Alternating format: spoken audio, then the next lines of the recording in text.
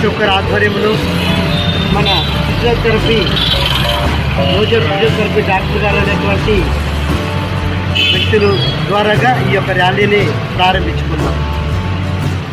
ఎంతో దారుణంగా ఆ మహిళని, మన సోదర భాగమైనటువంటి మహిళని మరి ఎంతోమంది వైద్యులు తమ యొక్క జీవితం, తమ యొక్క వైద్యం ద్వారా ప్రాణాలు కాపాడాలి. ఒక వైద్యురాలని కిరాతకంగా చంపినటువంటి దుర్మార్గుల్ని సామాన్యంగా వదిలిపెట్టకూడదు.